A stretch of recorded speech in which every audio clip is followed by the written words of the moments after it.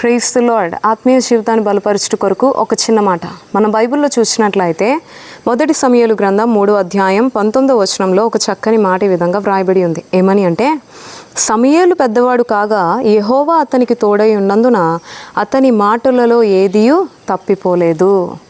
In Jesus name amen. సమూయేలు గురించి చాలా ఒక శ్రేష్టమైన మాట ఇక్కడ వ్రాయబడి ఉంది.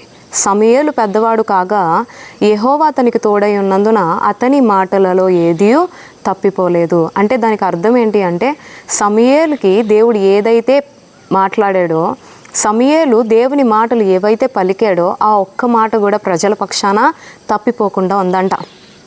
సమూయేలు గురించి మనం బాగా ఆలోచించినట్లయితే ఇదే మొదటి సమూయేలు గ్రంథం 2వ అధ్యాయం 26వ వచనంలో కూడా ఒక మాట ఉంటుంది. ఏమని అంటే, బాలుడగు సమూయేలు ఇంకను ఎదుగుచు యెహోవా దయందును మనుషుల దయందును వర్ధిల్లుచుండెను.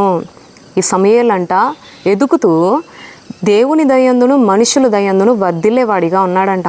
మనం బాగా చూసినట్లయితే సమూయేలు అంటే మనందరికీ తెలుసు, ఒక గొప్ప ప్రవక్త. ఇశ్రాయేలు ప్రజల్ని దేవుని వాక్కు ద్వారా నడిపించిన ఒక చక్కటి శ్రేష్టమైన నమ్మకమైన ఒక గొప్ప ప్రవక్తగా సమూయేలు తీర్చిదిద్దబడ్డాడు. నిజానికి సమూయేలు ప్రవక్తల కుటుంబంలో నుండి పుట్టాడా అంటే ఎంత మాత్రమూ కాదు. సమూయేలు తల్లిదండ్రులు ప్రవక్తలా అంటే కాదు. కానీ సమూయేలు ఎలాగా దేవుడు సమూయేలుకు తోడై ఉన్నాడంట. సమూయేలు ఏదైతే చెప్పేవాడో అది ఖచ్చితంగా జరిగేదంట. ఎందుకు దేవుడు తనకి తోడుగా ఉన్నాడు అని ఆలోచించినట్లయితే మొదటి సమూయేలు గ్రంథం 3వ అధ్యాయంలోనే దేవుడు సమూయేలును పిలిచిన వాడిగా కనబడుతున్నాడు. సమూయేలు అని పిలిచేవాడిగా కనబడుతున్నాడు.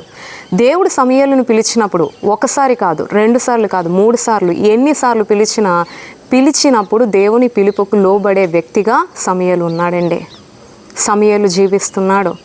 దేవుడు సమూయేలుకు తోడై ఉన్నాడు. ఎందుకు అంటే తన జీవితంలో దేవుడు పిలిచినప్పుడు పిలుపుకు లోబడే వ్యక్తిగా, దేవుని మాటకు విధేయత చూపించే వ్యక్తిగా కనబడుతున్నాడు. దేవుని దయందును మనుషుల దయందును వర్ధిల్లే ఒక చక్కటి భక్తిపరుడుగా సమూయేలు కనబడుతున్నాడు.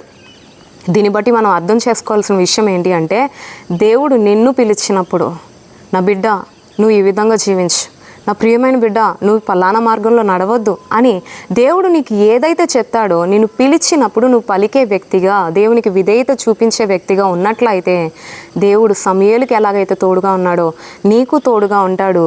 నీ నోట ఆయన మాట నుంచి ఆయన ఇష్టానుసారంగా నిన్ను నడిపించి సమూయేలుని ఎలాగైతే గణపరిచాడో నిన్ను గణపరుస్తాడు. కాబట్టి దేవుని పిలుపుకు లోబడి ఉండు, దేవునికి ఇష్టంగా జీవించు.